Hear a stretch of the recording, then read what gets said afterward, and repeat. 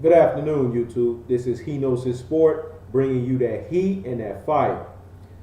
Today, I want to talk about the NBA Finals. Obviously, you guys all know two games have taken place. San Antonio Spurs, they blew out the Miami Heat 110-95 in Game 1.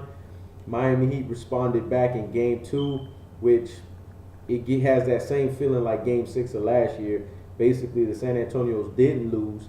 The Miami Heat didn't win. San Antonio lost the series. Lost that game more than the Miami Heat won the game. But the reality is this: Miami won the game, and it was 98-96. I have a lot of things on my mind that I want to talk about. Obviously, I know my subscribers out there.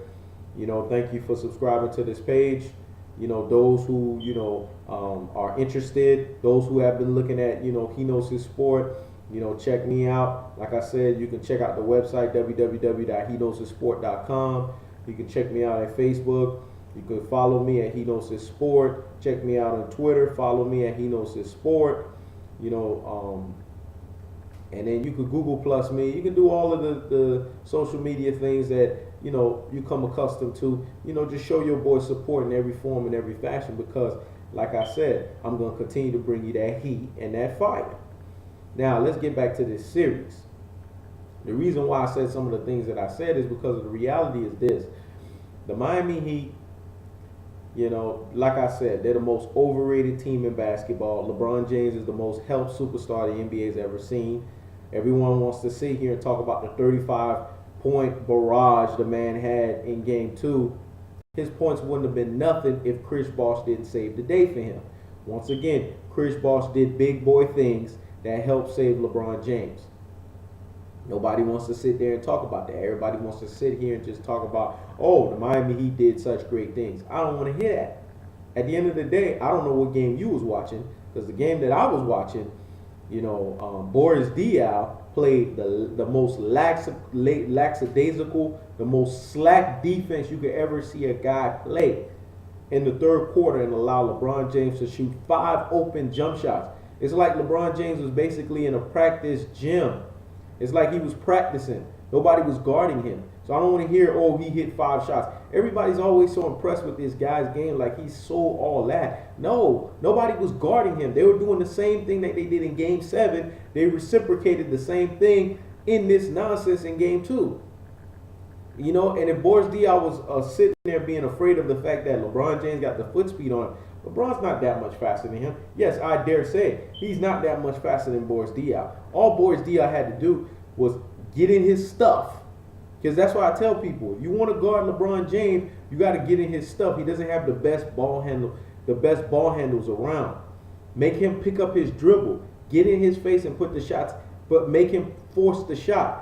But if you sit in there and you just letting the man shoot, come on now. Anybody could get hot just shooting wide open jump shots. So I wasn't impressed by what he did in the third quarter. Now, if he was making those shots off a high, degree of difficulty, then he would get credit. If he was so bodied up by the player and then he just made the shot and it was just great defense but better offense, then in a scenario like that, even me, who is a staunch, critic of LeBron James, I would sit there and say, okay, you know what?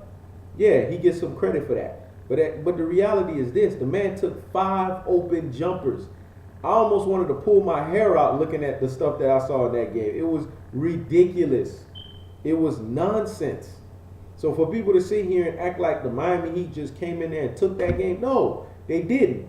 And even with the 5 shots that LeBron James took in that third quarter, who bailed him out in the fourth quarter? Once again, like he did in Game 6. That's why I said this Game 2 had that feeling like Game 6 of last year in the finals. Who bailed him out? Chris Bosh. Last year was a defensive play that Chris Bosh did. Chris Bosh had the most greatest rebound you could ever have in the NBA Finals, and then had enough high IQ basketball to kick it to Ray Allen, and Ray Allen hit the 3. What did he do this year? That bank side 3-point shot. That side 3-point shot that he took from the corner. That was the most clutch shot in the game.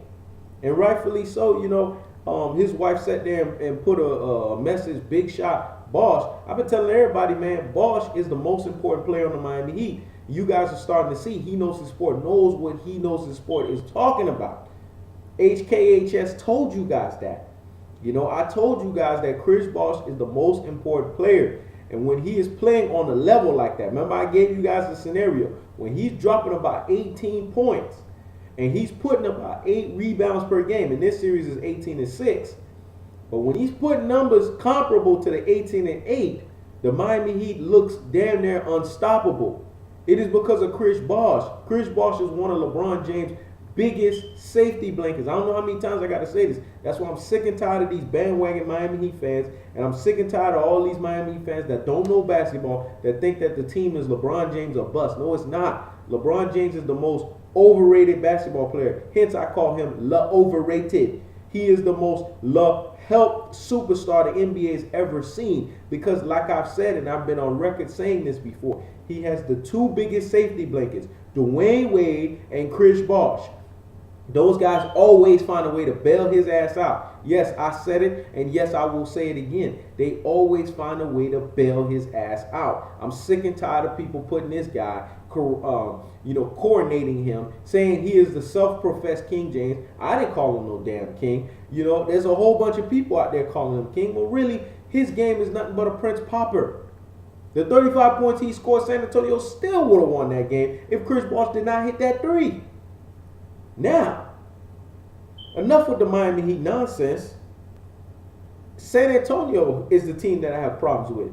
First, I brought up the Boris Diaw situation. That third quarter was horrible. See, people want to sit here and talk about the stupid stuff of basketball. Oh, you know, San Antonio didn't execute. They didn't play the way they... That comes with the territory of basketball. That's why I always have to teach and educate people that are nonsensical, people that don't know the game of basketball. The game of basketball is 90% mental, 10% physical. I've been on record saying this. I will say it again. The game of basketball is 90% mental, 10% physical. Because in the game of basketball, you have to know the 3 things in the game of basketball that are the most important. And I will give you the order. Because trust me, you will not hear this from anybody. You won't even hear this from pundits. This is new, raw information that you need to get in your head. And this will educate you like nobody's business. Number 1, the most important thing you need to do in the game of basketball. You need to shoot your free throws, and you need to make your damn free throws. Those are the easiest shots in the game of basketball. I don't care if the crowd is roaring. I don't care if the pressure is there. Nobody's guarding you. Just take your time, have patience, put the ball in the basket. What happened in that fourth quarter when there was 6:43 left? Tony Parker got a shot to the rib. We all know Mario Chalmers is a dirty ass player. That goes without saying. I've been telling everybody, Miami Heat got a bunch of dirty, goons on their team. They got a bunch of players out there. They just like to cheat. We all get that. But here's the reality. Tony Parker, it should have been in your head every second. You guys lost the NBA Finals last year. It should be in your mind. This team did not beat you. You guys beat yourselves. So when you get to that free throw line, I don't want to hear the ooh, boo-hoo-hoo. I got a rib cage hit. I don't care about all that. At the end of the day, you grab your balls, you man up, and you make your free throws. That's what you do. That's what's called having ice water in your veins. Come on now. The NBA always cheats for the Miami Heat. You had a rare occasion where the NBA finally had a level playing field. They had no choice but to call flagrant. You basically had 2 shots and the possession, and what do? You botched 2 free throws. I don't care if your rib is hurting. You got all of the time in the world after that to soak and moan about that.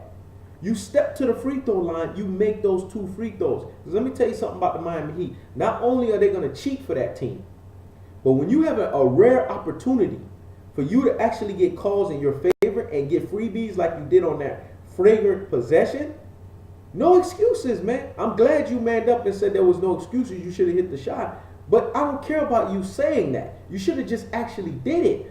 Because those 4 points, see, I was talking to my sibling the other day, and this is why I laugh, because even him, he it's like he misses the boat. Even him, you could tell there's loopholes in his basketball knowledge. I keep telling everybody keeps looking at, you're supposed to execute. No, if you've played the game of basketball, whether you played on the playground, whether you played in organized, sports or organized contact, you'll understand. Plays are not going to always develop the way that they're going to develop. Things are going to break down. You're not going to always execute, with perfection. People, you have to add in fatigue. You have to add in the fact that you're not playing with a sense of urgency at that time. Those things happen in all of the nuances of basketball. But 3 things that you're supposed to do. Number 1, I touched on it. Hit your damn free throws. Number 2, you need to play defense with a high level sense of urgency.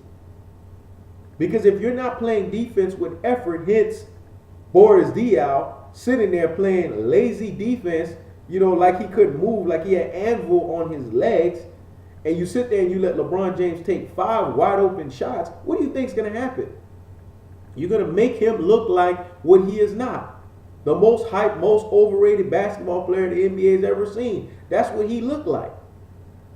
You're going to make everybody sit here and talk about him on SportsCenter like he's the greatest thing since Michael Jordan, the greatest thing since Kobe Bryant, when in actuality, he is nowhere near those guys' levels. But that's what you're going to do when you sit there and you don't play with a defense with a high level sense of urgency. Body the man up, close his airspace, get in his stuff, make him pick up his dribble. This is basketball 101. Why did you not do this? You sat there and you let this man get 5 open shots. What do you think is going to happen? Anybody that belongs, at least in the NBA, I'm not going to disrespect LeBron that much to say he's a garbage player. He's an above average player. He's just not what everybody think he is. He is the most helped player the NBA has ever seen with the 2 biggest safety blankets. But the reality is this.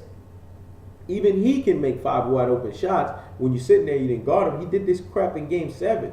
Come on, man. Last year's mistakes are not supposed to be this year's mistakes. You're supposed to learn from last year, especially when you're a well-oiled machine, San Antonio Spurs, especially when your team has the basketball IQ that they have. You're supposed to know better.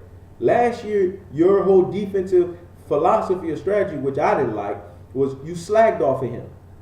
It worked for most of it, but what happened? You got torched in Game 7. You're supposed to change up that strategy.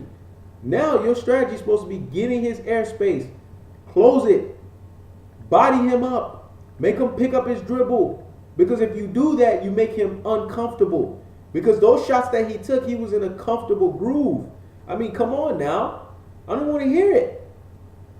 So don't try to sell me on the fact that he did something so great when in actuality he didn't. He just had 5 wide open jump shots. Hence, San Antonio didn't follow principle number 2, playing defense at a high level of sense of urgency. And number 3, out-rebound the team. Rebounds are important, both offensively and defensively. If you do these 3 things, 1, you give your team the ability to have second and third chances, especially if they have superstar talent. 2, you put yourself in a position where you're basically inhibiting the other team from scoring, and you're the one that's in position to score, or you're the one who's in position to have the ball most of the times in your hands. And 3, you are deciding the factor of who wins and who loses, because free throws, when you make those free throws down the stretch, you will win basketball games. Hence, let me give you an example. Kobe Bryant.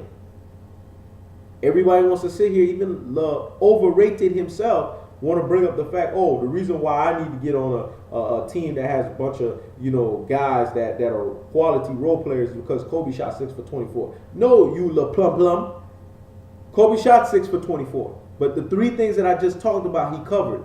He was 15 for 15 from the free throw line. That means he didn't miss any free throws. He made all of the free throws that decided the game. Kobe Bryant had 11 rebounds.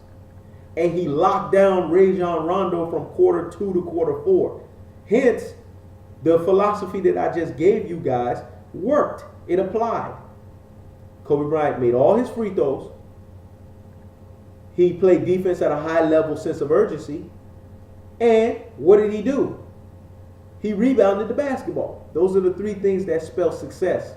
I don't care what team you're in. I don't care what execution you have. I don't care how you steal, how you block. These are the 3 things that you need to do. And if you fundamentally do these 3 things, you will win a basketball game. Hence, if San Antonio Spurs would have guarded LeBron James on those 5 shots, and Tony Parker would have made his 2 free throws, and Tim Duncan would have made his 2 free throws, We're talking about a 14-point gap. Remember, the 5 points that LeBron James scored, those were 10 points. Plus the 4 free throws that they missed. That's 14 points. Do the math now. Add 14 points to 96. Or better yet, subtract 10 points from the 98 that the Miami had, which would have been 88, and add 4 points to yours. What do you think the score would have been? It would have been 100 to 88. That's what you would have won the ball game by, if you would have done those things. This is why I was, heavily frustrated with the San Antonio Spurs, because they know better than this. They are a team that is a high-level team that is supposed to be a well-oiled machine that's been there and done that. They've been to the finals 5 times. They played like amateurs the other night. Hence, I should have said this before the series started, but I'm saying this now. The way that they're going to cheat for the Miami Heat, because you're going to have the Joey Crawfords and you're going to have the Danny Crawfords of the world. There is no way San Antonio is going to get, some kind of victory in Miami in Game 3 and Game 4 unless they play a perfect game. This is the only way they're going to win in Miami. Now you put the series, in jeopardy for you, because now you allow the series to be split, and then you got 2 games in Miami. Are you kidding me? Are you crazy? When you had a chance to have a commanding 2-0 lead? Heavily disappointed, utterly disgusted in the San Antonio Spurs. They know better than this. You lost to this team last year. So every second that you play in that game, it should be in your mind that you're not supposed to be trying to lose to this team again. I mean, come on. I shouldn't be having to tell you this stuff. You're supposed to know better. Pathetic.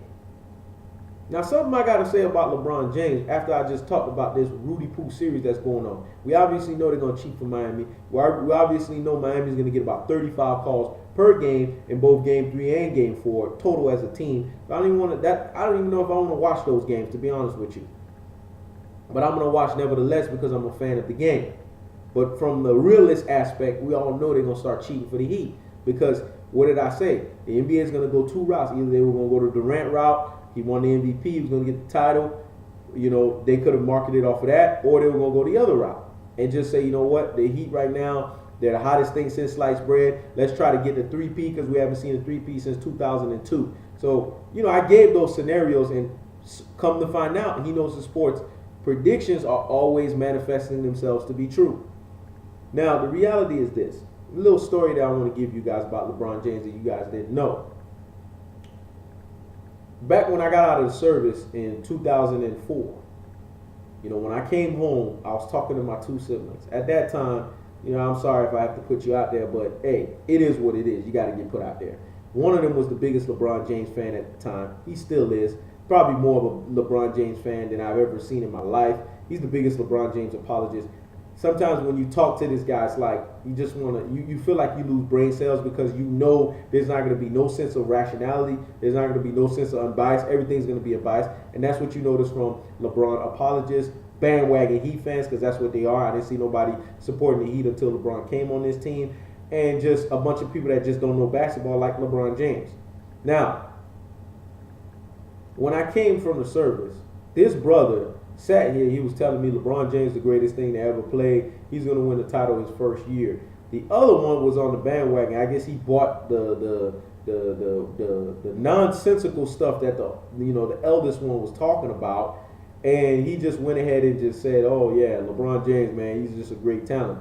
Mind you, he was a D-Wade fan, so I'm gonna admit, he was rooting for D-Wade. D-Wade was his guy. That was the #1 guy. He since has rescinded that fanship, but long story short, I came back from the service. Obviously, everybody knew at that time it was the Kobe era. And, I didn't want to hear that nonsense. Because from the beginning, I already knew that this dude was a little farce. He was a little bum. He was a little trash. And he was a little brick. And I knew it. He was a little overrated on all sense of the level.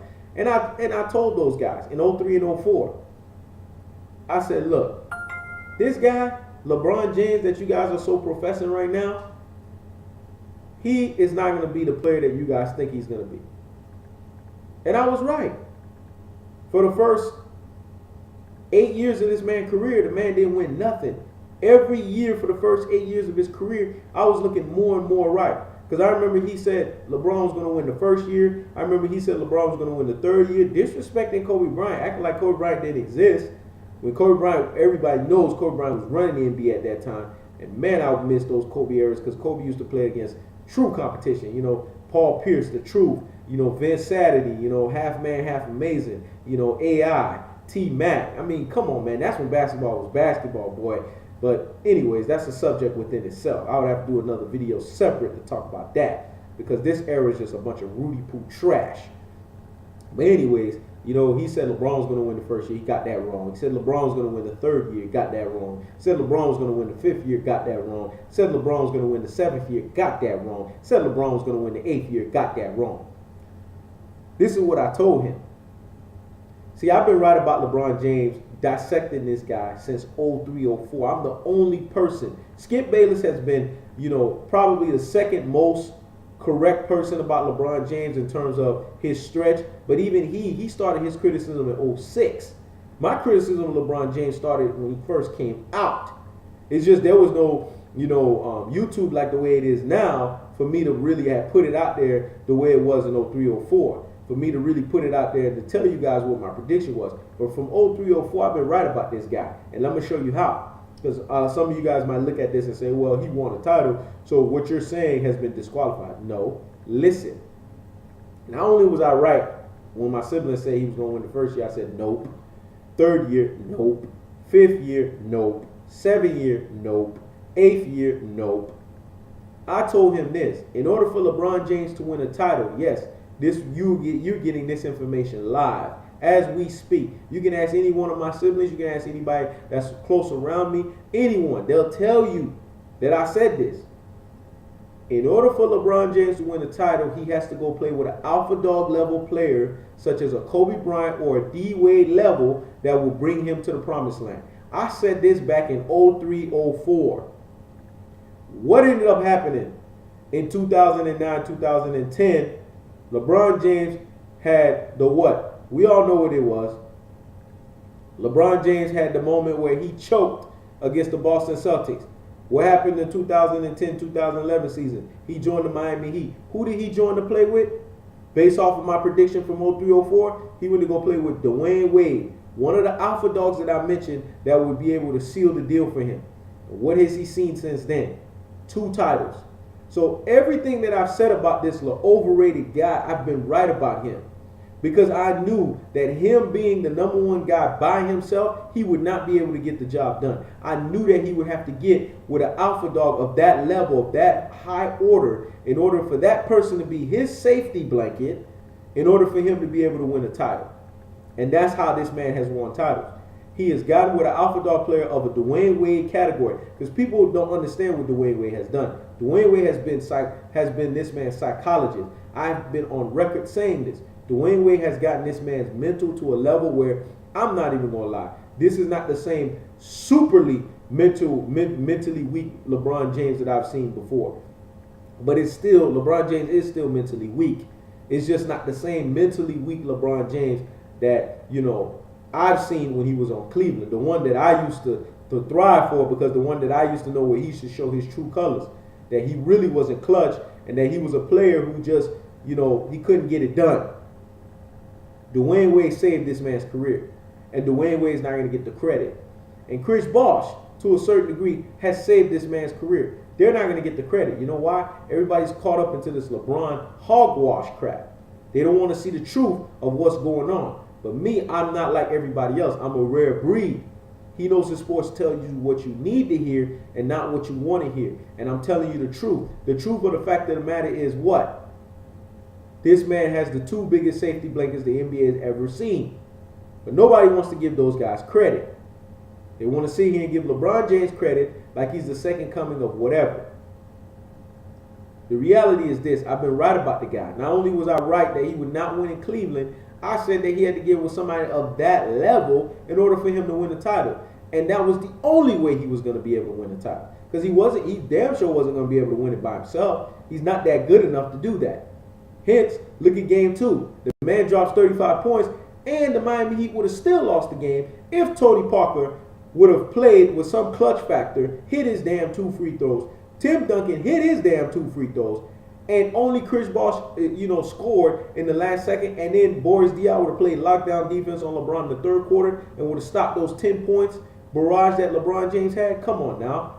You're talking about 188 as opposed to 98, 96. This is what the reality would have been. Even with LeBron James scoring 35 points. This is why I keep telling everybody he's the most overrated basketball player the NBA's ever seen. He is the most helped superstar the NBA's ever seen. Come on now. If Jordan and Kobe had Dwayne Wade and Chris Bosh as their safety blankets, you're talking about these guys having 9 and 8 titles respectively in their career. You would have to add 3 more to them easily. You know, I just get sick and tired of talking about this nonsense, you know. But people want to sit here and try to, you know, over-propagate this man, you know, over-bring him up. And look at what happened in Game 1. Never would have seen Michael Jordan, never would have seen Kobe Bryant do that. This is supposed to be, the, quote-unquote, the physical specimen, quote-unquote, the Mack truck, quote-unquote, you know, the most physically gifted guy the NBA's ever seen. But yet, what did he do? You know, he wilted under the pressure. Oh, it's too hot. Then you got people, stupid people like DJ Khaled coming out saying, "Oh, you know, the streets told me." I was watching First Take. The streets told me San Antonio deliberately turned off the AC. Are you kidding me? Do you think they wanted to play under that type of weather? You know, you had a 38-year-old Duncan who's supposed to be past his prime playing in that temperature. I don't want to hear that nonsense. See, that's what I'm talking about when you talk about these bandwagon Miami Heat fans. They don't see, they have nothing but blinders. And I'm glad, you know, the United States has finally spoken. 49 out of 50 states don't want the Miami Heat to win. Finally, something that's meaningful. Finally, you know, fans that know what they're talking about. Because usually these fans are dumb and plum. But the reality is this, you know, they've spoken. But San Antonio, I think that they lost their shot because I know how the NBA is going to cheat so heavily for the Miami Heat. If you want to ensure that you're in position to win the series, you have to be the one that's constantly up. Now you're giving the Miami Heat a chance to try to be up in this series 2-1 when you could have been 2-1.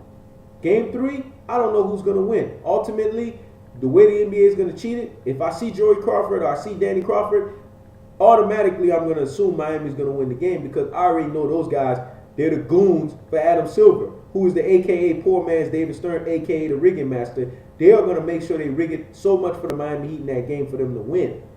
But in order for San Antonio to overcome, because remember, I've said this before and I've been recorded saying this before in my videos, there's only one way to overcome the rigging aspect.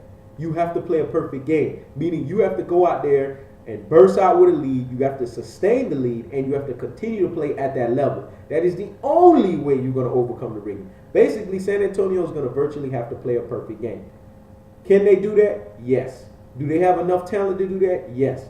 But the way that they've been playing in Game 2, I highly question it. Because they had a chance in Game 2 to really put this series in a commanding lead, and they failed to do so. Bottom line is this. As an NBA realist, I believe that, you know, they're going to cheat for the Miami to get this three-peat because, once again, LeBron James has been given a $90 million shoe contract before he even dribbled. So the NBA and Nike have to maximize their profits off of calling this dude quote-unquote the chosen one. When really he is quote-unquote the frozen one. But they have to profit off of this guy. So they're going to do everything in their power to make him look what they wanted him to look like because they have to make money off of him.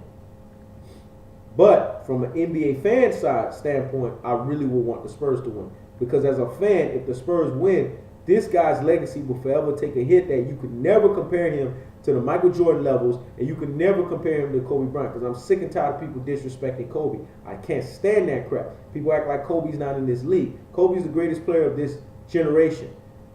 You know, case in point. I don't want to hear nobody talking about LeBron this, LeBron that. LeBron has a long mile to go before he can even do any of the things that Kobe Bryant did, before he can even stand in the same roof, let alone tie the same shoe that Kobe Bryant ties. You know, the reality is this. Like I said, from a fan standpoint, I want San Antonio to win. But as a realist, I know better. As a guy who's read the Tim Donahue books, as a guy who's looked deep into the Warren Flag investigations, as a guy who's been looking deep into other stuff that I will be bringing in the future, exposing the NBA for the rigging machine that it is, because it is a private fraternity that has no sanctioning body that governs it. The reality is this: they're going to cheat for the Heat, and more than likely the Heat will three-peat because of Joey Crawford and Danny Crawford, their goons. This is He Knows His Sport. Checking out.